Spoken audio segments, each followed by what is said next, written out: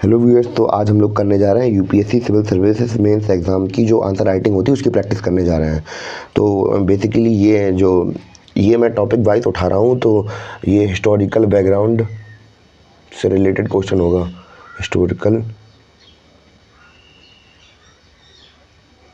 ये पॉलिटी का historical background से रिलेटेड क्वेश्चन होगा। तो इसमें आज हम लोग आंसर राइटिंग करने जा रहे हैं और कैसे कैसे हम लोग मेंस में आंसर राइटिंग कर सकते हैं उसके बारे में थोड़ा कुछ डिटेल में देखेंगे।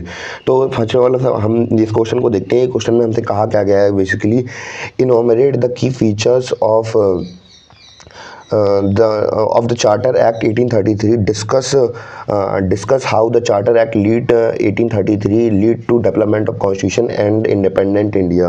तो बेसिकली हमें क्या करना है, लिस्ट डाउन करके बताना है कि इसके जो की फीचर्स क्या हैं, चार्टर एक्ट के की फीचर्स क्या हैं, वो हमें लिस्ट में बना के बताने क्या क्या फीचर्स थे इसके। और हमें ये भी बताना है कि हमें ये भी बात करनी है कि जो चार्टर एक्ट था वो कैसे जो चार्टर एक्ट था वो हमारा वो उसने कैसे हमें हेल्प की है क्या अपना कॉन्स्टिट्यूशन बनाने में और इंडिपेंडेंट इंडिया के लिए जो चार्टर एक्ट 1833 था उसने कैसे हेल्प की थी।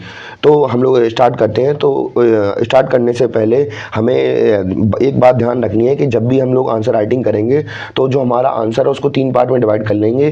पहला इंट्रोडक्शन, दूसरा बेसिक और पहला introduction, second body and third is our conclusion.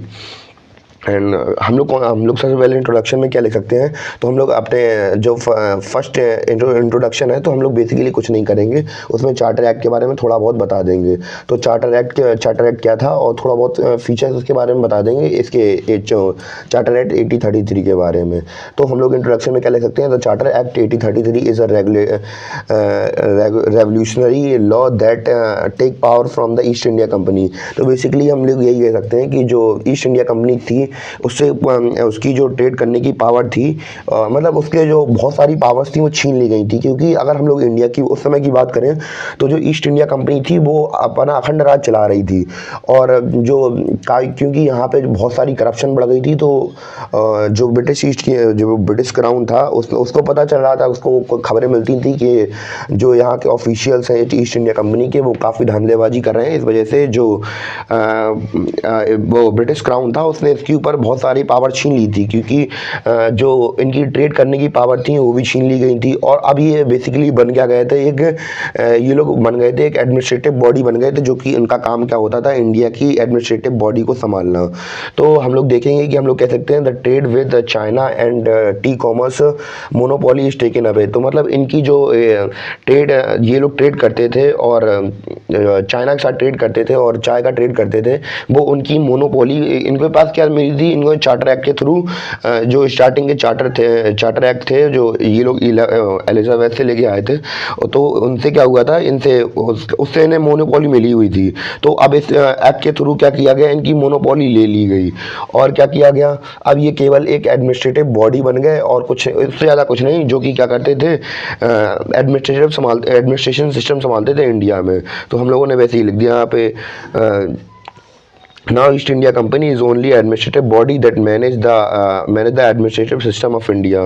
तो इस प्रकार हमारा जो इंट्रोडक्शन पार्ट था वो हमारा फिनिश हो गया। अब हम लोग देखेंगे कि इसकी जो मेन बॉडी है वो हम लोग कैसे लिख सकते हैं। तो की फीचर्स ऑफ 1833, तो अब हम लोग इसकी जो मेन बॉडी है वो लिखेंगे कि क्या क्या था, क्या की फीचर्स थे जो ब्रिटिश ईस्ट इंडिया कंपनी थी उसके लिए, उसके क्या क्या फीचर्स थे। सबसे पहले हम लोग देखेंगे तो जो इंडिया जो कंट्री थी क्या थी, वो इन लोगों के लिए क्या थी, एक ब्रिटिश कॉलोनी थी, जिससे वो ब्रिटिश कॉलोनी कहने का मतलब ये है कि इनके लिए केवल हम लोग एक यूज़ करने वाला कोई सामान था जो जिसका यूज़ करो और फेंक दो, और यही इस एक्ट के थ्रू समझ में आता है। और इसमें क्या हुआ था, इसके फीचर्स क्या थे, the office of governor general of Bengal change into governor general of India. तो इनका जो ऑफिस था गवर्नर जनरल ऑफ बंगाल का, उसको चेंज कर दिया गया था किसमें, गवर्नर जनरल ऑफ इंडिया में। और इस एक्ट में क्या किया गया था, east India company power water down. तो जो ईस्ट इंडिया कंपनी की जो पावर्स थी उसको बिल्कुल पूरी तरीके से छीन लिया गया था, ज़्यादा छीन लिया गया, बस थोड़ी बहुत पावर बची थी, वरना सारी की सारी पावर छीन ली थी। और क्या हुआ था, यूनिफाइड सिंगल कंट्रोल। तो जैसे कि अगर हम लोग बात करें उस समय में जो मुंबई प्रेसिडेंसी थी और जो मद्रास प्रेसिडेंसी थी, तो उस समय क्या होता था, जो गवर्नर जनरल्स होते थे उनके वो एक दूसरे को कहना नहीं मानते थे, मतलब कोई अपनी चला रहा कोई अपनी चला रहा। तो इस लॉ के थ्रू क्या हुआ था, जो कंट्रोल था वो यूनिफाइड कर लिया गया था। क्या कर लिया गया था, यूनिफाइड कर लिया गया था। Governor general had legislative power. जो गवर्नर जनरल थे उनके पास अब क्या आ गई थी, लेजिस्लेटिव पावर्स आ गई थी, मतलब कानून बनाने की शक्ति आ गई थी उनके पास। Indian law commission was establish for recommendation the laws for the countries. अब इंडियन लॉ कमीशन मतलब जो देश के अंदर कैसे कैसे लॉस पास आउट होने हैं उसके लिए कमीशन बना ली गई थी इस एक्ट के through. Now government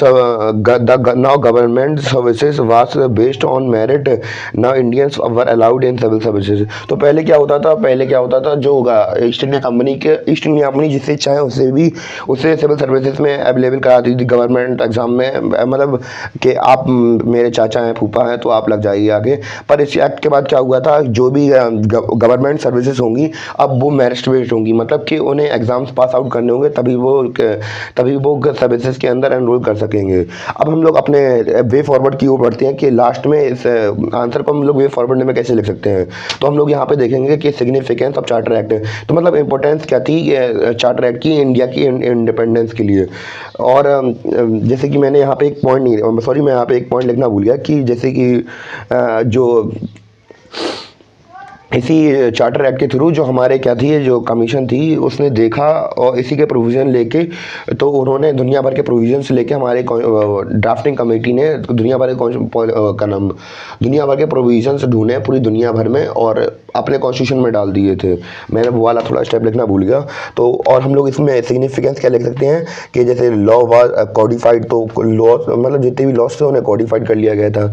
Indians were in government services, जो इंडियंस थे वो सर्विसेज में आ गए थे।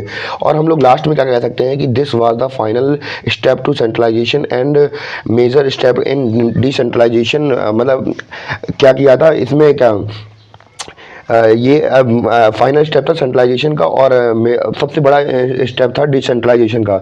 डिसेंट्रलाइजेशन का मतलब ये है कि जो पावर थी वो डिस्ट्रीब्यूट हो गई, अब सेंट्रलाइज हो गई थी अब।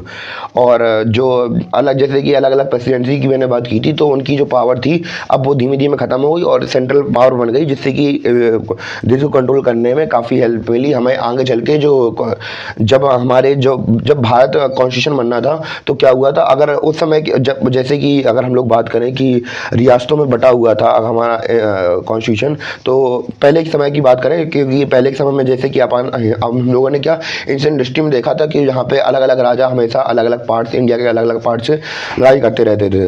तो जो इस कमीशन के थ्रू क्या हुआ था, जो क्या नाम पावर थी वो सेंट्रलाइज हो गई, एक जगह पे हो गई।